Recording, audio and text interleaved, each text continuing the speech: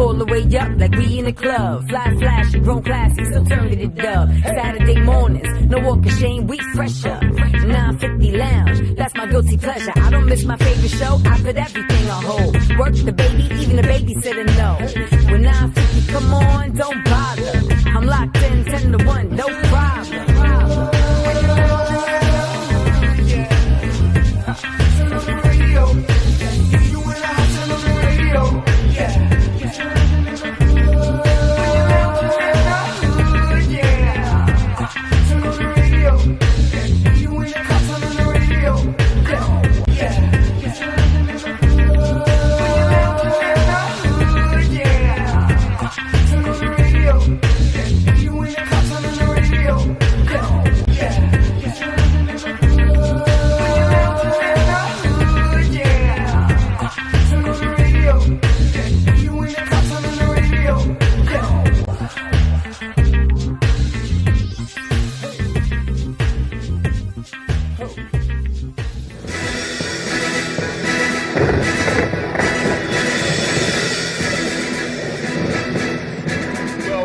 Transition on. We got two brothers here that are putting their mark on the hip hop game, and obviously they're put into a place where I think it needs to be, from the hip hop Hall of Fame. JT Thompson, Lord Yoda, welcome to the show, fellas.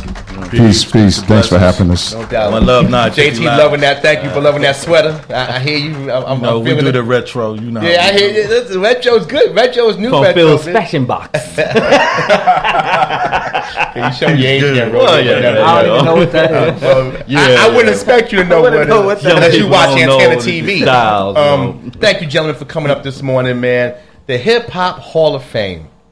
Obviously, growing up in the Bronx, being a Bronx head, beatboxing and hitting the tables at Evander Childs High School, we all have our feelings of who's the best and who's our genre. I know, obviously, if I take it back further, I got an uncle that believes that the Motown sound was the best. I feel like, Motown, that sound helped introduce hip-hop and some of the things we got. But I want to hear from you gentlemen, the Hip Hop Hall of Fame. How did you start it, and how do you nominate, and how do you get people that you want to put in those halls? Peace and blessings. This is the chairman, JT Thompson. Yes, sir. Shout out to the 950 Lounge. Thank you, sir. The Hip Hop Hall of Fame, you got to understand, this was created in 1992. Yeah. It came out of darkness and made light. As a Brooklyn-born, Queens raised, and Harlem raised cat, transplanted to South Central Los Angeles, growing up from Shaft to Bloods and Crips. It's a pretty big transition. I had those skills on the hoop court and on the football field that enabled me to do what I needed to do. But at that time, after the Rodney King situation and the LA riots came about, I was working with public and private partnerships, bringing together people to help feed the homeless, to help take care of the black contractors. And there was a gang truce put together by Daoud Sherrills and Mr. Holmes out in Watts. But, I go back to that story of playing ball in high school and being a champion in Manual Arts. I moved around 10 times with a single mother. But who would have known, come back after the military service and playing ball overseas, that going back to those 10 areas, I knew all the shot callers. So I was able to bring the shot callers together with the people from Watts and made the LA gang troops. While making those transitions, and as a young man, you probably feeling a little like, why are we doing this? But it's helped you as a man because you saw both cultures, you saw different sides. Obviously, we know what happened with Biggie and Tupac. So you're somebody who's living proof that you can actually speak to both cultures and both lifestyles. Yes, and so out of that mix, and bringing the gang troops together, bringing youth together, my godmother, Congresswoman Maxine Waters, the president, and all that stuff. What was so good about it is we were doing live entertainment. I got that from the deal and Pebbles. I used to put her fur coat on before she went out to perform and take it off. This is why I was still in college. Was you in the Mercedes? Hey, you know that? And so cool about it is, it was with my girl Juanita Williams, Dove Entertainment. Yeah. We put together the Hip Hop Hall of Fame Awards out of the Gang Troops. Came back to New York City, hooked up with, of course, Yoda, the Zulu Nation, hooked up with all the major pioneers from the Cold Crush to all the different folks from the Treacherous and everybody. We came together and we put the actual Hip Hop Hall of Fame Awards show together, opened it up at Sylvia's in 95, set it off, and then the next thing you know, I had that BET deal, and we was on BET and national syndication. Wow. Rest is history, bro. Story. Let me go to you, Yoda. Again, you guys been in this game for a long time, and when you get a brother like JT, you easily see a brother can speak well. He talks so ice to an Eskimo, and he comes to this situation. Represent. No doubt. I love it because I'm the same way. When you come to you about this situation, how does that make you feel? Where's the mindset at? Like, wow, okay, Hip Hop Hall of Fame. We, in most cases, we can't decide where to go to dinner at as a group together. But Hip Hop Hall of Fame, your thoughts? Well, when JT first came to me, like you said, this is 94, 95. Well, a little bit of my history, I come from a group called the Crash Crew. Yes, sir. Straight out of Harlem, blah, blah, blah. Also Zulu Nation, I've been with Bam and, all those guys since I was a little kid, Disco King Mario, seen all that, from the inception. So when JT came to us with this, like kind of, at first, I'm not even going to lie, I was like, because we kind of heard it all before, being kind of jaded, going through the whole Sugar Hill stuff and the label stuff and the music industry stuff. So when you hear things, it's like, okay. So the brother came, showed, improved, and, I think I might have been one of the last ones to say, yo, JT, I'm down, probably the last one, last one down, but still here. Yeah. You know what I mean? We've been rocking since 94. Since 94. Rocking hard with it, keeping the brand going. Like you said, we had the first show at the Victoria 5, the first inductees, Zulu Nation, Kool Herc, Eazy-E, Grandmaster Flash. DMC with Jet Master J. Rest in peace, who was our original board member too. Wow, yeah. So that was like the original list of inductees. And fast forward, we came back in, was it 2000? 2006. 2006, we had came back because we finally got a chance to have some financing to really bring everything back. But then, as you know, things happened with the economy hit that time. No doubt. Well, hold on, let me go back real quick because when I say came back, it wasn't due to us that we were gone. Right. You know what I mean? After Pac got murdered, funding was minimal for independent stuff on TV. Finally, JT gets things back in order. Yeah. Now Biggie gets killed. Yeah.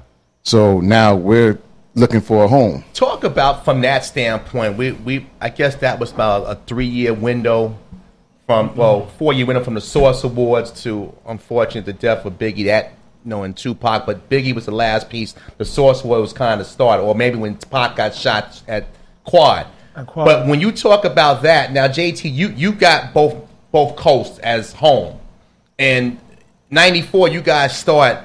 Where is the balance? Because it was starting to build a smoke was starting to build between East Coast, West Coast, and I just had Master Ace. I interviewed him a few weeks ago, and he said the biggest regret he ever had was he didn't give the West Coast enough love as an artist because he was so fixated on what people in New York was saying about, you rocking with those Bammers, whatever they call, and it really, he regrets that 20 years later. Your thoughts putting together this concept of bringing this whole culture, hip hop, b-boy, graffiti, this whole culture of life together, but yet we fight in Hatfields and McCoys. How does that balance out financially?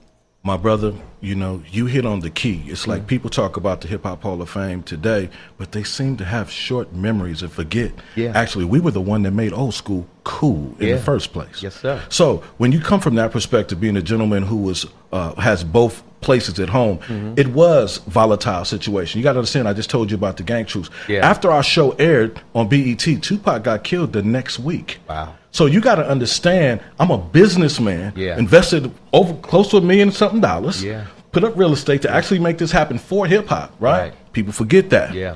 So now Tupac gets killed. So now we lose the Kraft man, Yeah. the Kool-Aid man. Yeah. Now we lost the Sprite commercial. I don't know if you remember. We had Mr. Magic and Red Alert, the Queens Bridge Yeah. against the Bronx Yeah. thing. Yeah. You know, so now we lost all those advertising dollars, right? But what people forget is back then with speaking to Master Ace, radio did not play West Coast music or down South music. Exactly. Yeah. But Right. it's ironic. It's the dominant thing here in New York today. But let me get back to my point. Yeah.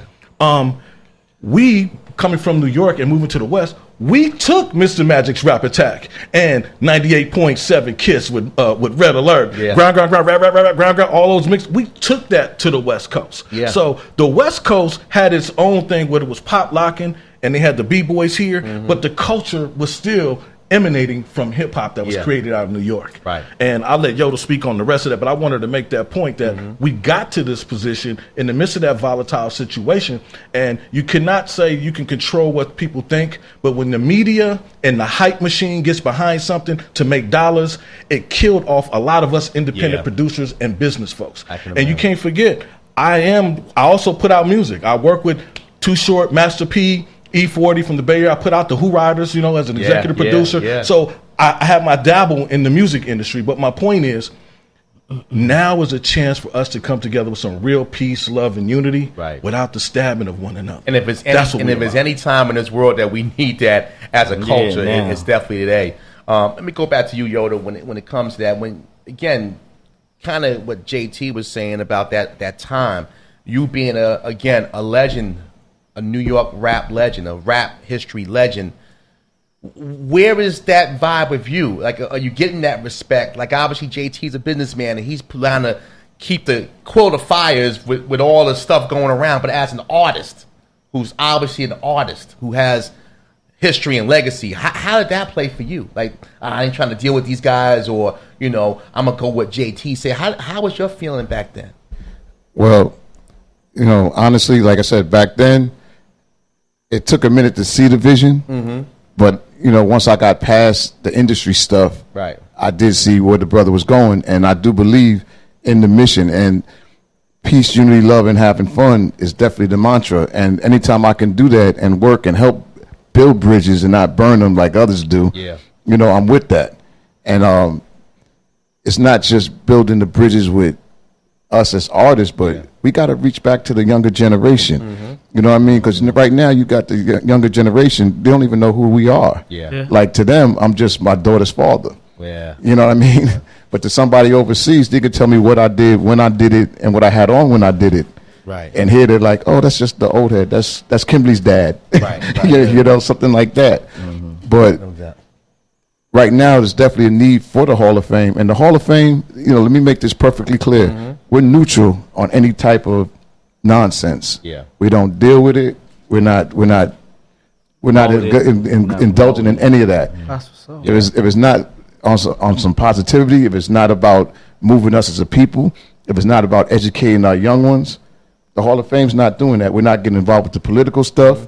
We're just strictly coming as the history, as the timeline, as this is what it is. We're presenting our culture.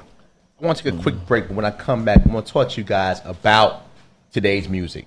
And again, making you more just your daughter's father.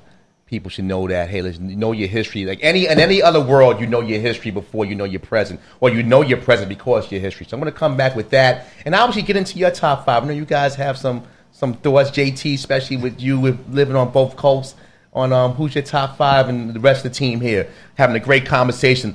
Lord Yoda, JT Thompson, 950 Lounge. We're back on the ride, 950 Lounge, live Saturday morning. A host of networks, I don't have to keep repeating it. You know where you are. We're talking to JT Thompson, Lord Yoda, Hip Hop Hall of Fame. And when we broke off, we're chopping with Yoda about just, again, the homage that may or may not be being paid by the younger artist. It's funny because we had Bobby Simmons on a while back, and Bobby mentioned a situation he experienced at the BET Awards where the younger artists did not want to perform with the older artists because they feel like they would be considered old or out of touch. Again, a brother like yourself, Yoda, again, it's an honor to have you on this mic today because, again, I grew up in that generation that you was performing and doing what you do. So when it comes to these younger artists, is there a gap with like paying homage or just coming to people for information? Is there, or do you find it with that's not with everybody? It's not with everybody, but more so, it's a cultural thing. It's not just in the industry. Right. I mean, our younger generation as a whole, there's a disconnect with the elders. Right. And that's kind of the elders' fault. Because we didn't reach back. And then when we did reach back, we reached back scolding and pointing fingers and shaking, wagging fingers, instead of talking to these youngsters like they're men and women. So, it's kind of on both of us. And like, once again, it transcends the music business. It's the way it is in the real world too. Right. So we have to really reach back and talk to our youth, and not make them, but relate to them. Yeah. You know what I mean? And that comes with institutions like the Hall of Fame. Yep. Because like when we're doing what we're doing, you're going to see the elders and the youngsters together under one roof. Right. And once you do that, people start talking. And when you talk, the world gets smaller. No doubt. What are the criteria to be nominated into the Hip Hop Hall of Fame? Besides me.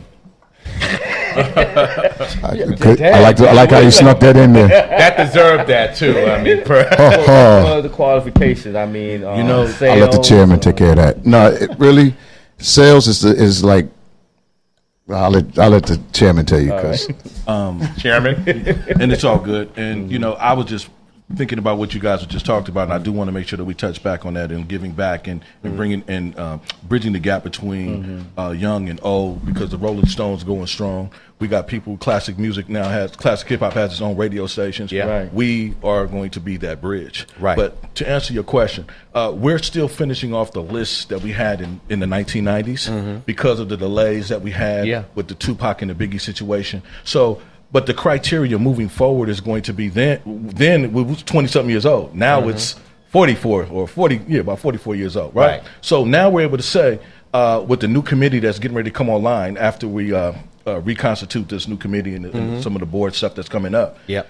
You're going to have 20 to 25 years in the business from your first record. Longevity. Wow. Yeah, you're going to have 20 to 25 years in the business, and your contribution is going to have to be significant, whether that's via record, via song, via whatever those things are. And remember, we're not just talking about music. We're talking about the DJs, the B-boys, the artists, the MCs, the culture. the whole affected the culture, entrepreneurs. I mean, legends. I mean, you can't forget James Brown and Uncle George Clinton. You know what I mean? So I'm saying to you that when that transition is made, once you have those type of credentials, then the committee will be filled with not only writers and your peers and other folks voting, but it will be a manifestation of what is truly Hall of Fame worthy. Yeah. Because everyone is not going to necessarily be in the Hall of Fame, but we're opening up the door for everyone in hip hop to be a part of the Hip Hop Hall of Fame Museum. Yeah. Covering the timelines, the different genres, the different impacts that we had, whether it's fashion, music, film, television, sports, everything. It's so true, because you think about what hip hop has affected. I mean,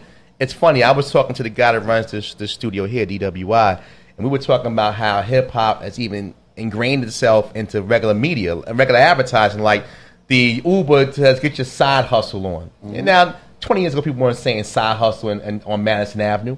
So obviously, it became fashionable. Or the way some of the movies, some of the high profile movies are using the dialect and the music and the structure of hip hop. So again, we've touched the nerve, and now I think it's the greatest, it's the largest listening absolutely genre in the world. Just took that over. Yes. Yeah, took over rock and roll for the first time. Absolutely. And pop combined. Yeah. But the funny thing is, when you listen to a lot of it's integrated with a lot of those other groups as well. As in, like, you think about, like, a lot of the hip hop artists also perform with the rock artists, the heavy metal artists, and a whole bunch of it's musical gumbo. That's music, though. Right. That's music. That's just going outside your general thought process and being more eclectic, as we all should be. But you got to look at it. Hip hop started that way. Yeah. When we started in the parks, we were using rock records for break beats. We was using jazz records. We was using all types of stuff. So we come from that as a culture. So why wouldn't it be that way now? We never was in the box. Yeah. Like when the industry came into it and the so-called business came into it, That's when the boxes start coming. That's when you was a gangster rapper. Yeah. You was a party rapper. You was this Changed kind of the rapper. culture of it. It was all hip hop when it started. It was all music. It wasn't even hip hop. You was Right. doing a sure shot. You was doing a disco. You was doing the this. You was doing a jam. You was doing it wasn't you was doing hip hop. Yeah. You know what I Battles in mean? the park. But I remember the battlegrounds, man. That's where they got it from. The battlegrounds when DJ come out and there's battle. You know. It's to be a dude right here that we're in the valley. A guy named DJ Donald. I remember that growing up. Donald hearing D. that. Donald D. Drove And they around in used his to- orange truck. right around Haven Park. Yeah, So yeah. and they would Absolutely. take the light lamps and plug into the Plug light it in. lamps. So I mean, I was a little kid with an afro then. I ain't got that now. Yeah, it was a But- long Yeah, time but ago. again, I remember that. I remember Yeah. that because that was a vivid. It was something where, and you was part of that. And you go to Eden Wall Projects on a Saturday. DST. night. Patterson Right. Projects. With DST Yeah. and the Infinity Machine. and- Melrose. yeah, Yeah, absolutely. no question. All I want to chop it up with you guys about obviously, being hip hop connoisseurs and legends and running this Hall of Fame. I know you have an affinity for a certain few, even though you love the culture. I know it's somebody that both of you gentlemen love. So I want to hear your top five. I'm gonna start with you, Yoda. What's your top five? Yeah, I don't put you on the spot. Crash Crew, Crash Crew, Crash Crew, Dial Crash on, Crew, dial on, Crash dial Crew. I thought you were gonna say Young MC. Young MC. And rightfully so. I don't blame you because they asked me about radio. I would say Yeah. don't nowhere else in here. What about you, JT? Now I'm sure you have a You know. unique because of where you grew up. Without question. And first, let me put my disclaimer in first. I do not have a top five. Okay, it's not necessarily being political correct. Right, no doubt. But as a shepherd or as a person who is trying to bring everyone together to Yes, go sir. to a different level and talking about socioeconomic empowerment and education, science, technology, engineering, and mathematics, I'm saying to you that I was influenced from first the earlier stuff that came out. We're talking about how do I want to get into this?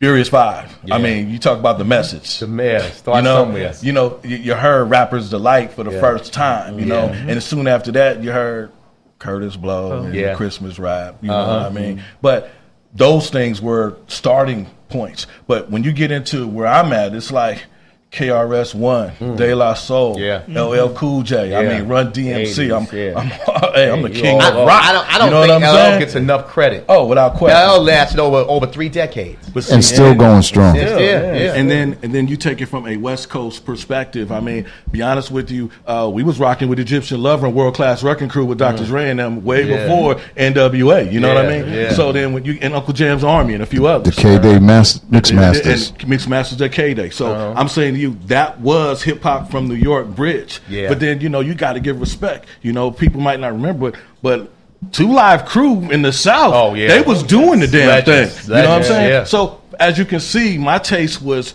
culturally Spread out, accepting yeah. of everything, Spread out. whereas the radio tried to dictate where our culture should go. Yeah. Right. And I think it's important that we get back to us being a culture and dictate our own, he used the word eclectic, but our Yeah. own music flow of all genres combined with hip hop. It's a big quilt, and with sewing patches on that quilt. And But- it's quilts from that quilt goes to, you mentioned Luke. That quilt goes to New Orleans, Master P. That quilt goes to Houston, the Ghetto Boys. Absolutely. That quilt that's a quilt, and you can take that even quilt up to Seattle with Mix a lot. So that Kid quilt Sensation. is a huge quilt, and again, like I said, it's different forms of rap style, but it's all under one genre, and that's the beauty of it.